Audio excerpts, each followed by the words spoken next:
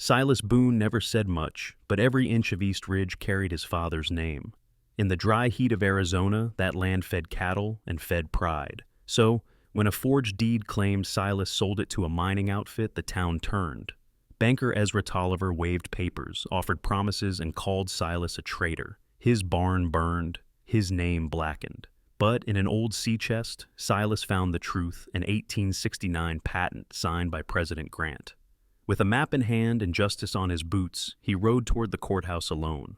Can a man's honor still hold against greed? One wildflower on his fence says yes. Subscribe for a Western story where truth rides taller than lies. The wind in Dusty Hollow had gone dry a year ago. Not a drop since last spring's runoff, and the earth cracked like an old man's palm. Folks mumbled about curses and hard luck, but Silas Boone didn't believe in either. He rose before sunup, ran his hand along the corral fence like he always had, and fed his last few head of cattle with quiet resolve.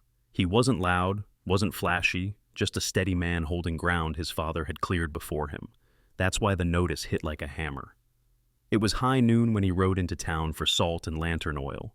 The board outside Cutter's Mercantile, usually filled with laundry flyers and Sunday dances, now bore one fresh sheet, a county-stamped deed stating that Silas Boone had sold East Ridge pasture to Coyote Peak Mining Company. Silas froze. Sunlight flickered off the official seal, the words bold, the signature unmistakable, his own. He blinked once, then twice. "Looks official," someone muttered behind him. "Guess Boone's done holding out," said another. He didn't turn. He just reached up and gently tugged the notice free. Sheriff Dobbs stepped out of the barber's across the street. Heard the news. "Boone sounds like good business. Ezra says the mine'll bring jobs. Town could use 'em." Silas looked at him square. "I didn't sell my land." Dobbs gave a long theatrical shrug. "Paper says you did." Then came the wagons. Two of them loaded with crates and iron pipe trundled up Main Street, behind Ezra Tolliver himself, seated high and proud in a buckboard rig. Banker Tolliver was dressed finer than usual, silver tie-pin gleaming smile, just tight enough to pass for sympathy. He stopped near the mercantile and stood. "Silas," he said loudly, "pleasure doing business. Our crew will start preliminary work on East Ridge by week's end. Shouldn't interfere with your cattle much." Silas stepped forward. "I didn't sign anything." Ezra chuckled all performance. "Well, now I've got your signature right here." He pulled a folder from his coat and opened it to reveal a single page, the bill of sale, sealed and notarized, clear as day. Silas stared at the signature. It did look like his, only he'd never put pen to that paper. From behind the mercantile window, folks were watching. Mrs. Keeley, Reverend Cole, the blacksmith's apprentice, all frozen like horses before lightning. None stepped forward, none spoke. "Town needs jobs," Ezra said, voice lowering. "Don't be the man who holds us back." Silas turned and walked away. He didn't yell, didn't protest. But his jaw was tight, and his fist stayed clenched all the way to the hitching post. By the time he reached his horse, the whispers had started. "Sold out for mine money. Thought he was proud of that land. Guess even Boone's got a price." He rode home slow. The paper crumpled in his coat pocket. East Ridge rose like a tired shoulder to the east golden in the failing light. That land had raised him. It had buried his father. And now it was being stolen one signature at a time. At the top of the ridge he dismounted and looked out over the fields. A lone steer stood near the creek bed, dry as bone. But beyond it, he saw something new. Wagon ruts, fresh-cut brush, and a flagged stake driven into the earth. They were already marking it. Silas Boone didn't raise his voice. He raised his eyes to the sky, then down to the soil, and made a vow right there. "I ain't lettin' lies plant roots." He turned back toward the barn. The storm wasn't coming from the sky. It was already here. The moon hung low, dull and coppery, casting long shadows across Booneland. Silas didn't sleep. He saddled up Bluebell after supper, silent as always, and rode the southern fence line like he had every dry season since he was 16. But this night, he rode with something different in his chest. Not fear exactly, but a weight that made each hoofbeat feel heavier than the last. By the time he reached the creek bend near East Ridge, the scent of fresh-cut brush caught his nose. He dismounted and knelt. The wire had been clipped, clean, too clean for whether or where. His eyes tracked right hoof prints, 3, maybe 4 horses. Deeper toward the bank, someone had shoveled out a shallow trench. The dry stream bed, once lazy and narrow, now carried a trickle uphill toward Ezra Tolliver's side of the boundary. Silas stared long. Dirt still clung wet to the spade marks. They weren't just claiming land, they were stealing water. He reached for his canteen and took a slow swig, the weight of it suddenly precious. Then with a sigh, he turned his horse back toward town. At dawn, Dusty Hollow wore its usual face. Early risers shuffling past storefronts, stockmen feeding troughs, a few children hurrying to the schoolhouse bell. But Silas rode straight to the corner office where Notary Briggs kept shop. Briggs wasn't much of a man, skinny balding glasses always slipping down his nose, but he'd notarized everything from cattle sales to wedding vows. If that deed bore a seal, it passed through him. Silas tied off his reins and knocked. The door creaked open slow, as if it had been watching him come. Briggs peered out.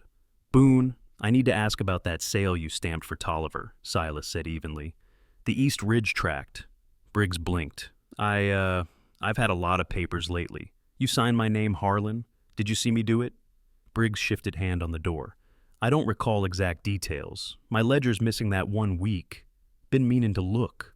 Silas's voice dropped. "So, you stamped a deal, cleared it through the county, and now you've misplaced the record." Briggs tugged at his collar. I'll have to check."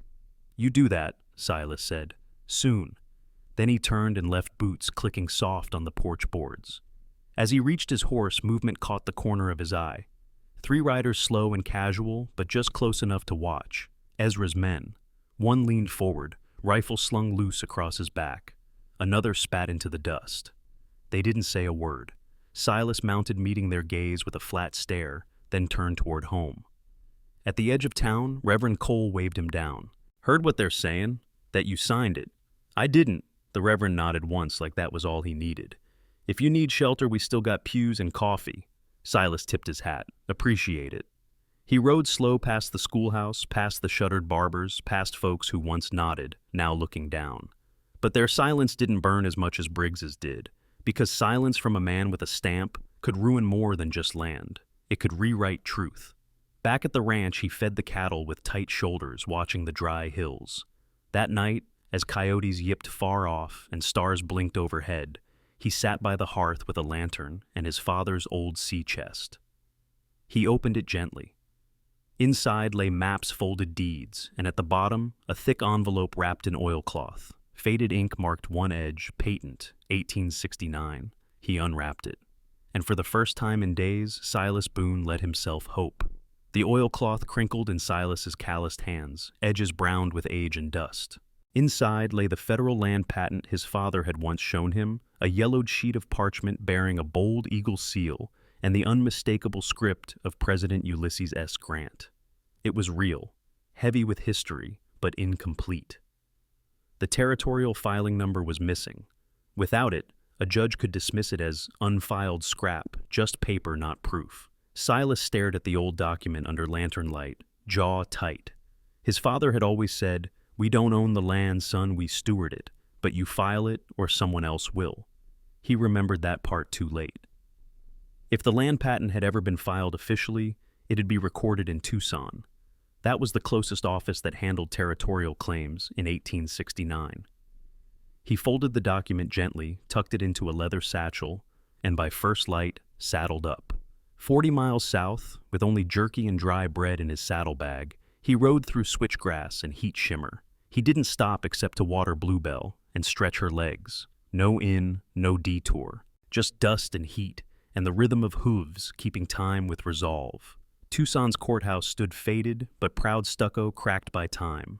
Inside, old fans turned slow above sweating clerks, the scent of ink and parchment thick in the air. Silas walked to the reception window and cleared his throat. Need to check a land patent from 1869. East Ridge, Dusty Hollow, Boone family. The clerk, barely 20 and already annoyed, muttered, "Filed records are archived. If it ain't in the system, it ain't here." Silas placed the old patent on the counter. The clerk leaned in. "Where'd you get this family chest?" The boy hesitated, then waved toward a side door.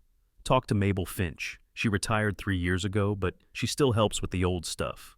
He followed the creak of the hallway to a small room smelling of lemon oil and ink dust.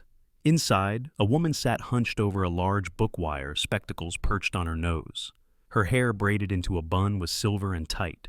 Mabel Finch, she didn't look up. "You're a Boone," Silas blinked. "Yes, ma'am. I knew your father. Honest man. Always filed early." She reached for the patent like it was a church relic. "You're here for the filing number, aren't you?" "Yes, ma'am." She stood slowly walking to a cabinet with a limp but purposeful gait. Most folks forget land's not proven by possession, it's proven by ink. Lucky for you, I don't throw away history.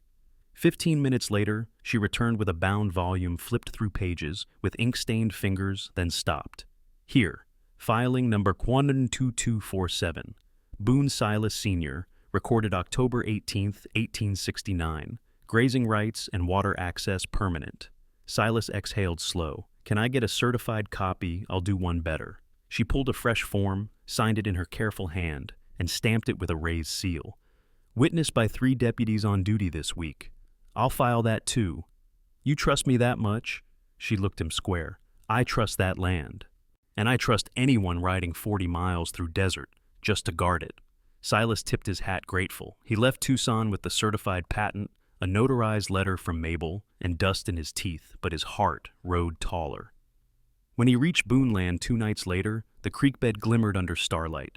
Ezra's men had driven fresh stakes further into the pasture, but they'd staked in soft ground. Silas now held stone. He tucked the papers into a lockbox under the floorboard, then sat on the porch as Bluebell chewed alfalfa and the wind shifted warm. They thought he was finished. But the truth had just arrived, signs stamped and saddle worn. Fall came slow to Dusty Hollow, but the church picnic always brought folks out like clockwork. Under a sky the color of worn denim wagons lined the meadow near St. Luke's Chapel. Kids chased ribboned hoops through brittle grass, women laid out potluck pies, and the preacher tuned his fiddle beside a crate of hymnals. Silas Boone hadn't attended a town picnic in 3 years. But this time he shaved, brushed the dust from his boots, and rode in with purpose, not for fellowship or cobbler, but for truth. He tied Bluebell near the hymn crate and walked quiet through the crowd. Murmurs followed him like wind through cornstalks. "There's Boone, bold after selling us out. Maybe he'll auction off his saddle next. Wonder if Tolliver paid him in silver or shame." Silas said nothing. He wore clean denim, a button collar, and that same steady expression he always had, like he could wait out a storm just by standing in it. Up front, Reverend Cole clapped his hands. "Let's begin with grace, and then a few words from Mr. Tolliver about the mine." Ezra took the stage in a 3-piece suit that shimmered like snakehide. He doffed his hat, smiled wide. "Thank you, Reverend. Friends, no, y'all had doubts, but I assure you, the Coyote Peak deal is real and profitable. This mine'll bring Dusty Hollow into a new age." He held up a folder and flipped it open with flair. "Here's the deed signed and sealed by Silas Boone himself. You can see the notary's mark clear as day." Gasps rustled through the crowd. Ezra handed the page to Reverend Cole, who read it slowly, then looked toward Silas. Silas stepped forward. "That's not my signature." Ezra raised a brow, fake surprise smeared across his face. Now, Silas, no need to turn coy. We all understand you got cold feet, but the ink doesn't lie. I never signed that paper, and I've got proof. Filed, stamped, and backed by the federal land patent issued to my father in 1869. The crowd shifted. A few eyes darted toward Ezra. Others looked away. Reverend Cole cleared his throat. "Let's let the judge sort this, perhaps." But the moment broke with the clank of metal. Sheriff Dobbs stepped forward, badge crooked on his vest, scowl deeper than usual. "That's enough," he barked. "Boone, you're disrupting a public event, causing unrest." I spoke 3 sentences. That's 3 too many. Dobbs grabbed his wrist and yanked one arm behind him. "You're under arrest." The cuffs snapped cold around Silas's wrists. The children went silent. A woman dropped her pie. "You're arresting him," Reverend Cole asked, blinking. "Disturbance of peace," Dobbs muttered. "Law's the law." Silas didn't resist. He met each face in the crowd, people he had helped during floods, repaired fence with, sat beside during services. No one moved, no one stopped it, except one. Behind the stew tent, a familiar voice whispered as he passed. "I've got your patent, and the ledger." It was Mabel Finch, hunched but sharp-eyed, a wrapped bundle tucked beneath her arm like a hymn book. "Hold tight," she murmured, papers louder than shouting. Sheriff Dobbs shoved Silas into the wagon like a sack of wheat. Ezra watched, arms folded, that same smug grin stitched to his face. As the wheels rolled toward the jailhouse, Silas sat upright. Shackled, yes, but not beaten. Because this time he wasn't just carrying his name, he was carrying proof. Silas posted bail 2 days later, just after sunrise. The jail door creaked shut behind him, with the sound of old hinges and older grudges. Sheriff Dobbs didn't say a word, just spit in the dust and turned his back. Silas didn't need goodbyes. He walked the 4 miles home instead of saddling Bluebell. Dust clung to his cuffs, and every step hit like a drumbeat. They think I'm beat. They're wrong. But when he crested the hill to Booneland, the silence told him trouble had arrived first. The barn stood blackened timbers still smoldering. The sweet scent of hay had turned to smoke and ruin. Chickens clucked nervously around the ruins, pecking at nothing. Across the fence line, painted in crude red letters, "Liar." Silas stopped, fists at his sides. A gust of wind stirred the ash. Behind him, the gravel shifted. Reverend Cole stepped down from his buckboard camera slung across his chest and a wrapped bundle under his arm. "I came when I saw the smoke from town," he said quietly. Silas gave a nod. "I didn't hear the fire bell." "You didn't. Dobbs told folks it was a controlled burn." The Reverend looked around. "This wasn't no accident." "No, sir," Silas said, kneeling by the post. "But I've still got land, still got water." Reverend Cole laid the bundle down, a journal, a box of dated plates, and the township's official camera. "I can't fight for you in court, but I can help you prove what's yours." Silas looked at the man, eyes narrowed. "You sure my great-granddad's land was taken on a lie? I swore I wouldn't let that happen again." By midday, they'd gathered 2 more Ira Mullins who once lost grazing to Ezra's shady lean tricks, and young Annie Bell, whose father ran the general store and still kept accurate township maps for every parcel he supplied. Together they rode to East Ridge. The Siak cut sharp across the dry grass. They found the ditch a fresh scar cut deep, veering off Booneland and spilling runoff into Ezra Tolliver's fenced pasture. Ira held up the tripod while Reverend Cole leveled the camera. Annie marked dates, times, and weather conditions in the margin of a logbook. Silas drove in iron stakes where the original boundary had run, still visible from sunken fence posts, long pulled but not fully erased. Each post he hammered down rang like defiance. That night, under lantern light, they stretched barbed wire once more across the line, not to keep folks out, but to say, "This ain't up for taking." They worked in near silence, but every movement was deliberate, measured. When the last post was set, Silas stood still, surveying the ridge. The barn could be rebuilt. So could trust. Annie stepped beside him, brushing dirt from her hands. "You think Ezra's gonna stop now?" "No," Silas said, tying off the last wire. "But now he knows this land don't stand alone." Back at the house, he bolted the lockbox shut beneath the floorboard. Inside it now, the 1869 patent Mabel's notarized statement, the photographs in the journal, with 3 names and 1 truth. He poured himself a mug of black coffee and sat in the doorway as the moon climbed. Bluebell stirred in her paddock. The barn's skeleton loomed behind her like a warning. Silas didn't blink. They'd tried to scorch him quiet, but all they'd done was clear the brush. Now the path to justice was wide open. The territorial courthouse sat like a square block of defiance in the center of Dusty Hollow, 3 stories of red clay brick and white trim that hadn't faded in 40 summers. Folks gathered early, even before the doors opened. Some came for curiosity, others to see if Ezra Tolliver's empire really did crack when pressed. Silas Boone arrived just after dawn, wearing the same coat he wore to bury his father, sleeves mended with brown thread. He carried a canvas satchel under one arm and walked alone, though behind him trailed a quiet tide of support. Reverend Cole, Ira Mullins, Annie Bell, and old Mabel Finch, who leaned hard on a cane but wore a steel-eyed resolve. Inside, Judge Lillian Hart presided behind the bench. Sharp-featured and firm-voiced, she'd held court since the railroad first laid track near town. She didn't care for politics. She cared for law. "Proceed," she said, without a trace of ceremony. Ezra Tolliver rose first, flanked by 2 lawyers in tailored coats and waxed mustaches. He spoke smoothly, his voice as polished as his boots. "Your Honor, we present the signed bill of sale from Mr. Boone to Coyote Peak Mining, certified by Notary Samuel Briggs. The document is clear notarized and carries the county seal." He passed the paper forward. "Let the record reflect," one lawyer added, "that this transfer was done willingly and legally. My client holds no ill will." "Neither do wolves," Mabel muttered under her breath. Judge Hart raised an eyebrow. Mr. Boone Silas stood removed the oilcloth bundle from his satchel and handed it to the bailiff. His voice was low, but every word stuck like iron stakes in red dirt. This is the original land patent from 1869, signed by President Grant, granting my father permanent rights to East Ridge for grazing and water. Also included is a notarized ledger from the territorial office signed by Miss Mabel Finch, who maintained those records for 31 years. Judge Hart flipped through the documents, her eyes pausing on the yellowed signature of U.S. Grant.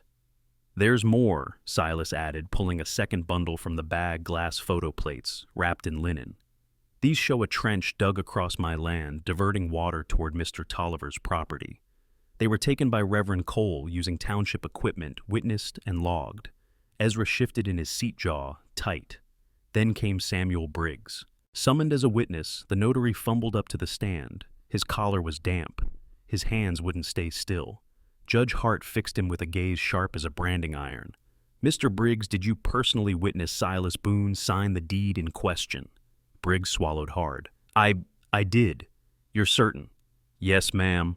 Silas stepped forward, holding up a thin slip of folded paper. "This is a copy of a loan Mr. Tolliver paid off for Mr. Briggs.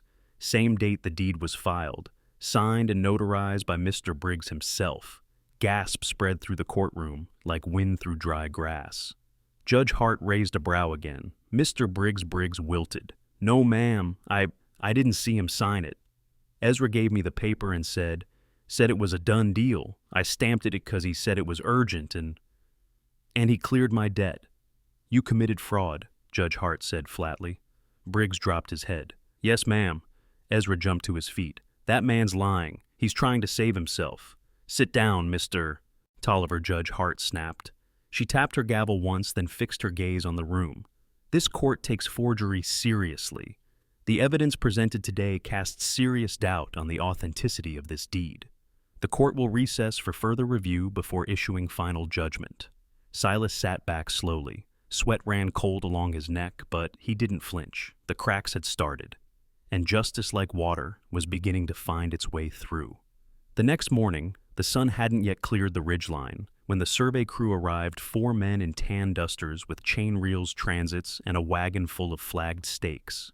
At the center of them, All-Road Commissioner Rafael Ortega, the state-appointed land official with a face carved by sun and suspicion, and a pair of wire-rimmed spectacles that made every measurement sacred. Silas stood by the gate of East Ridge as Ortega dismounted. "You Boone?" Ortega asked, voice flat but not unfriendly. "I am." "You say your fence was moved, water stolen, and a forged deed filed?" "Yes, sir." Ortega nodded once. "Then we measure. Land don't lie." What followed was 3 full days of dust, sweat, and calculation. Ortega's chain men walked every foot of Boone's original boundary, calling out distances as they went. Reverend Cole, Mabel Finch, and Annie Bell followed close recording numbers, noting soil cuts and fence post rot lines.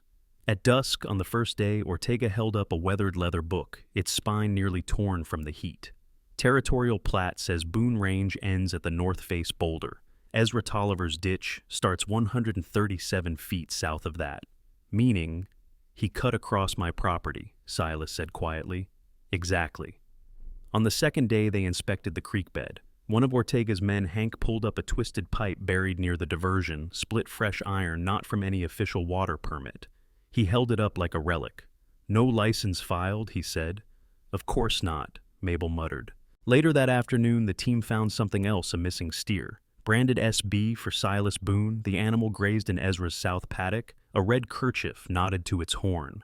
Ira Mullins took a photograph time-stamped and witnessed. "Ezra say you gifted it to him?" Ortega asked. Silas shook his head. "That steer's from a bloodline my daddy bred back in 71. I don't gift history." Ortega didn't smile. He just wrote it down. Back at the courthouse on day 3, Ezra Tolliver arrived in a black buggy, his face pulled tight and jaw clenched. He stood on the courthouse steps as Ortega read his findings aloud. "The survey confirms the ditch crosses into Boone land. Water was unlawfully diverted. A branded steer belonging to Mr. Boone was found on your ranch. Additionally, financial records show a bank-issued debt forgiveness to Samuel Briggs dated the same day the forged deed was filed." Ezra tried to interrupt. "That's hearsay. Briggs is just trying to save his skin." Judge Hart stepped out of the building, right then robes flaring in the breeze. Then you'll have a chance to argue that in open court. But I advise you, Mr. Tolliver, bring facts, because this court's running low on patience. Ezra paled, turning to his lawyer. We need to stall. File a motion to— No, the lawyer said quietly, folding his briefcase. We're done. You lied on record, bribed a notary, and stole water. You think a jury's going to forgive that? Ezra stared at him like betrayal had just found a second face. That night, Silas sat with Reverend Cole by a small campfire near the ridge. Stars dusted the sky above like wild oats, and the fence line, new and true, cut across the hill behind them. I thought about leaving, Silas said, voice low. Cole nodded. A man thinks that when it gets heavy. But the land don't lie, Silas added, and neither did I. The flames crackled in answer. By then the word had spread. Folks whispered in the general store, at the feed mill, even by the church steps. Ezra's empire was shaking, and the land, steady and truthful, was speaking louder than any banker's stamp. By the time the courthouse bell struck 10, the whole town of Dusty Hollow had packed the benches and railings. Even old Widow Tally, who hadn't been seen since last winter's frost, sat up front with a lace fan and eyes sharp as barbed wire. Judge Lillian Hart entered with her robe flowing like a thundercloud. Her gavel landed with one crisp knock. This hearing is now in session, she declared. We're here to determine the validity of the claim filed by Ezra Tolliver against Silas Boone's East Ridge property. Ezra stood flanked by two lawyers in clean gray suits. His face looked drawn, lips tight. Across from him sat Silas' battered hat in his lap boots, dusty hands folded in stillness.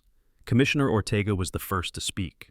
He presented the full survey findings: the ditch cut 137 feet into Boone land, the SB-branded steer grazing on Tolliver's pasture, and the forged date on the filed deed. Every word hit like a slow drumbeat. Next came Mabel Finch. The crowd leaned in as she read from the territorial filing book, voice steady. Patent number 478A, recorded November 16, 1869, signed by Ulysses S. Grant. Grazing and water rights granted to Levi Boone and descendants. She closed the book with a snap. Then Reverend Cole stepped forward with glass plate photographs showing the ditch work, the steer and the scorched barn. The land don't lie, he said simply, and neither does the truth. Ezra's lawyer rose. Your Honor, all of this circumstantial. Mr. Boone's witnesses are friends. This reeks of collusion. Judge Hart arched an eyebrow.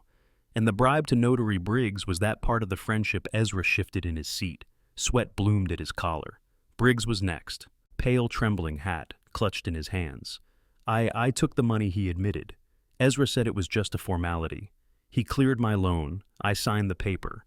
Didn't think it'd matter none. It did, Judge Hart said coldly. You falsified a legal document, and that has weight. Sit down. The courtroom murmured. A few gasps. One woman cried. Ezra stood abruptly. This town needed progress, he shouted. Jobs, money. That ridge was doing nothing but holding cows and nostalgia. Silas didn't rise, didn't move. He just looked at Ezra and said, You can't forge roots, and you can't mine trust. Judge Hart's gavel came down 3 times fast and final. This court finds the deed filed by Ezra Tolliver invalid and fraudulent. The 1869 patent is upheld. Mr. Tolliver is fined the full assessed damages for water theft, livestock misappropriation, and perjury. 2 marshals stepped forward. Ezra backed away. You can't be serious. Judge Hart didn't blink. Mr. Tolliver, you may address your grievances with the territorial grand jury. They'll be convened next month to consider charges against you and Sheriff Dobbs. The gavel rang one last time. Ezra was cuffed mid-sentence. As he was let out, the crowd parted like water around a stone. No one cheered, no one jeered, just Tillians and a few bowed heads. Outside the courthouse, townsfolk gathered near Silas. No one quite met his eyes at first. Then Reverend Cole stepped up and offered his hand. Silas shook it firm and without flourish. Annie Bell stepped forward next, followed by Ira Mullins and Mabel Finch. Even young Jeb Tolliver, Ezra's own nephew, stood awkwardly nearby, hat in hand. I said some things, Jeb muttered. Weren't fair. I didn't know. Silas looked at him. You do now? Jeb nodded, eyes full of something close to shame. I'll help you mend that fence, he added. Silas gave a small nod. Bring gloves. From the edge of the crowd, a little girl walked up with a wildflower in her fist. She tucked it into Silas's shirt pocket without saying a word, then scampered back to her mother. He didn't move to take it out. As the dust settled around him, Silas Boone stood quiet, not proud, not smug, just steady. And maybe, just maybe, the town was starting to learn that truth didn't ride in loud, it rode in sure. The first rains came early that year, soft at first, then steady. It started with a whisper in the cottonwoods and turned the ridge into a wash of scent and sound. The ash-gray hills above East Ridge slowly drank in the storm, and by morning the land had taken on color again. Green spears poked through the soot. The creek murmured loud enough to be heard from Silas Boone's porch. He stood barefoot in the doorway, coffee in hand, rain mist curling into his beard. A long plank of milled pine leaned against the railing, unfinished, sanded smooth. A brush and bucket waited nearby. He hadn't carved the words yet. Behind him, the hum of hands and hammers filled the barn frame. The town had come just as promised. Jeb Tolliver had brought nails and fence wire. Reverend Cole brought rope and lumber. Even Briggs, pale and silent, showed up with 2 sleeves rolled high and a quiet need to do something right. No one asked for forgiveness. They just worked. "Hey!" Boone came, a voice from the fence line. Annie Bell waved a loaf of bread above her head. "Don't forget lunch." Silas raised his cup in reply. She smiled, then went back to hauling shingles. By midday, the rafters were up, and the new gate on East Ridge creaked open with the wind. The school kids came after that Miss Hattie's class, small boots, muddy arms full of wildflower clippings and seed bundles. "Where should we plant 'em?" Mr. Boone, one little girl asked, pointing to the fence line. "Anywhere the wind runs easy," Silas said, "and where the cows won't chew 'em." The kids scattered, their laughter rising like birds. From the barn, Jeb stepped out, wiping his brow. "Never thought I'd say this, but your ridge is prettier than it's ever been." Silas didn't look away from the sign plank. "Truth's got a way of doing that. Once the dust clears, you gonna carve it today?" Jeb asked. Silas nodded. "It's time." He crouched by the porch rail and began. His knife, the same one his father had used on fence rails decades back, traced each letter slow and sure. No stencils, just memory and hand. Nolan's spring. Justice runs deep. The sun broke through clouds as he finished the final curve of the P. Light fell across the porch like a blessing. Rain still pattered off the roof, but softer now, more like music than warning. Reverend Cole wandered over, gazing at the sign. "That name'll hold weight around here now." "It ain't mine alone," Silas replied. "It belongs to the land, the folks who stood when it counted, even those who learned late." The Reverend nodded. "Well, it's carved clean, and straight." Silas blew the sawdust off and leaned it against the post. "I figure that's all we can do," he said. "Hold our ground. Keep our word. Eventually, even rumor runs dry." A hush fell as the children formed a line at the fence. Each carried a flower, wild asters, Indian paintbrush, even one scraggly sunflower.